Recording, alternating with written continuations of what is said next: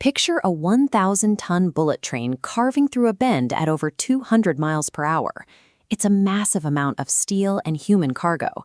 So what exactly is keeping all that weight glued to the tracks?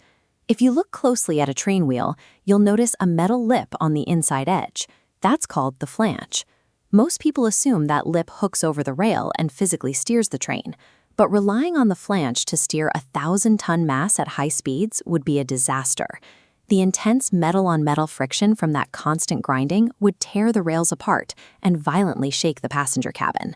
In reality, the flange is strictly a backup safety feature. During the normal high-speed run, those metal lips rarely even touch the rails. Since the flanges aren't doing the heavy lifting, the steering logic is built directly into the geometry of the wheels themselves.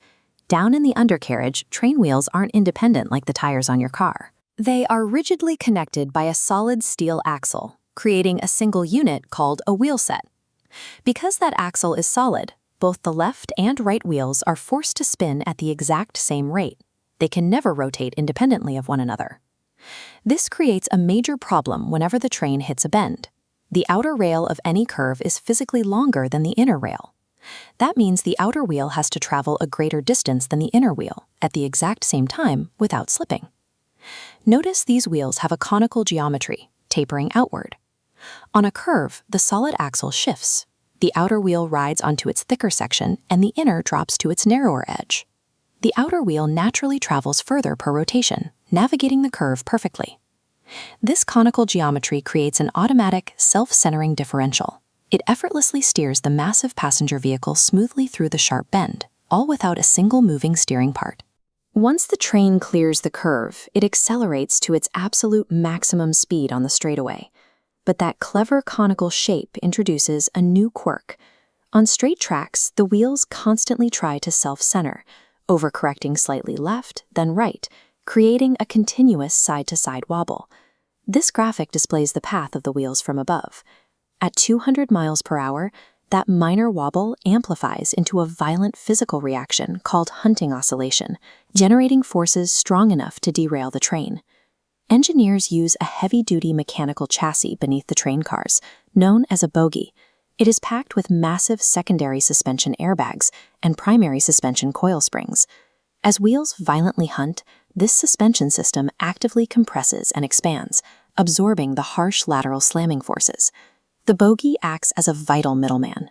It isolates the passenger cabin from the chaotic, high-speed physics of the wheels, ensuring your coffee never spills on the tray table. Eventually, the train approaches the sharpest curve on the route. Here, wheel geometry and suspension alone aren't enough to keep it grounded. To solve this, engineers physically bank the track itself, raising the outer rails significantly higher than the inner rail, a technique known as cant, or superelevation.